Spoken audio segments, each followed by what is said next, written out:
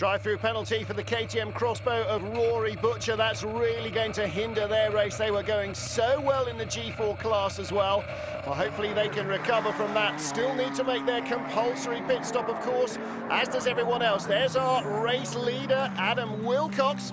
And he's now out on his own because one of the chasing pack has come in. Godfrey Jones hands over to twin brother David, and Glyn Geddy comes in as well after a slow crawl back in with that puncture. Luckily for them, the pit window is open, so this will be their driver change, but they have lost ground. So the KTM crossbow trying to hang on to the Ferrari, not going to happen for long.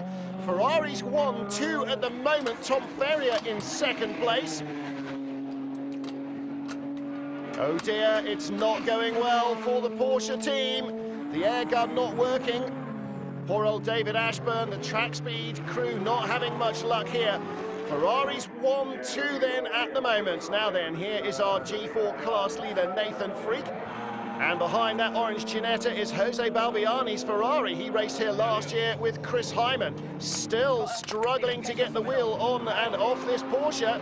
In fact, they've still not managed to change the puncture. They can't get it undone, and Glyn Geddy is disgusted. Well, here is our race leader then, Adam Wilcox. Now, after maybe a whole lap on his own, he's got company again from Tom Ferrier. The classic British GT battle. Front runner stops early, leader stops late. How is this one going to work out? Well, no question, Paul Warren will be tentative in the first couple of corners, and that's all that David Jones needs.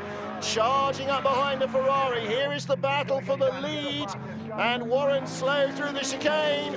Jones is going to have to be careful where he sticks his nose. He's on the inside. Paul Warren gives him room. Job done. David Jones has the lead of the race. Well, the Jones brothers really need a good result here in Scotland after the disappointments of Oulton Park. They had a good one in race one, and they are back in front again. Now, the question is, what can the Ferraris do about them? Will Paul Warren be able to settle down and take the battle to David Jones, or is the Ascari going to streak away into the distance? Well, let's find out what that number 10 Ferrari's handling like. Well, here's Phil Burton in car number 12 in third place in that black Ferrari. And one of the G4 cars behind him, but here comes Craig Wilkins in the Viper, now up to fourth place. Delay for the Ferrari has certainly helped the Viper crew, but he's got trouble coming up from behind. Jose Garriz in the blue and yellow Ferrari. And onto pit road comes David Ashburn. Now they've already stopped. Looks like, judging by the way the steering wheel's not on straight, he's had enough of an evil handling Porsche. Battle for fourth then. Craig Wilkins in the Viper ahead of Juan Garriz. And just in front of them is the third place Ferrari. So Garriz, who's never been here before, getting himself up to speed after taking the car over from Jose Balbiani, and they are closing up on Phil Burton. So we're soon going to have a three-way battle for the final podium spot. And it does look as though the young Argentine might well have the speed over the other two cars. So this could be very interesting indeed. Craig Wilkins in that big Viper is going to have to work very hard indeed to try and put it up on the podium, and that really would be a great result for them. Well, we've heard from Glyn Geddy. Let's get Adam Wilcox's view of their battle. Was there some contact with Glyn? Because he didn't seem too happy. Yeah, he ran into me. I was coming out the chicane, he ran into the back of me, put me on the dirt and rubbish on the outside. I just kept my foot flat. Obviously, when the wheel on the grass stopped spinning, brought me back on the tarmac, and I jeered over a little bit into him, but, you know, it was him that hit me, not the other way around. But you're still hanging in there for third, you say? Of course, yeah, we'll hang on in there till the very end, so you never know, you can always win. Well, there is the Adams car with Phil Burton at the wheel, just in front of the Viper and Craig Wilkins, and the other Ferrari of Juan Garriz. So it has cost them a couple of places, that pit stop. And as we saw, David Jones, our race leader, pulling away quickly. At the moment, it does look as though the black Ferrari just about has enough pace to stay in front of these guys. About two-thirds of the way into the race now. David Jones leading from Paul Warren, and then this battle. Phil Burton, Craig Wilkins, Juan Garriz. Oh, trouble down at the hairpin, and that is Osman Yusuf. Now, don't forget that that car with Joe Osborne at the wheel came into the pits right at the very beginning of the race. wonder if they've still got a race-long problem. Wangarese dives inside the Viper as they head into Duffus. Through Leslie's and dropping down the hill, up to the chicane. I wonder how little of the lap the Viper actually spends at full throttle. It can't be an awful lot, can it? Big old car to get turned around this tight and twisty track.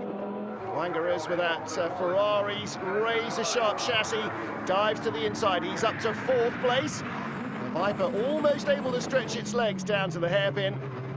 Trying to get all that power down and nurse your tyres through the race can't be easy. Now then, they are right behind Phil Burton still, so the three-way battle for third continues, and if Wangarese gets the door open enough, you sort of sense that Craig Wilkins in the Viper will go by as well, so Burton had better get his defence right. If he's eased off line, I think he's going to lose a couple of places in one go. Here's our race leader on the left, David Jones, zipping by the new G4 lead battle. Jamie Stanley in the silver Ginetta ahead of Chris Pearlin in that Lotus. And the orange car that was leading, Veep Smed, now in 3rd place in the G4 class as she's taken over that car. Meanwhile, here comes the 3rd place battle. Now, where's Wangarese going to go? At the moment, he's going defensive as the Viper closes in on the straight. But from here on in, he will be attacking Phil Burton's Ferrari. Look at them, nose to tail as they come over the rise. Plunging down the hill, accelerating hard into the braking area. Again, Wangarese just a little defensive, making sure the Viper, if it makes a move, has to go the long way round. Oh, and he's got a good run up the inside.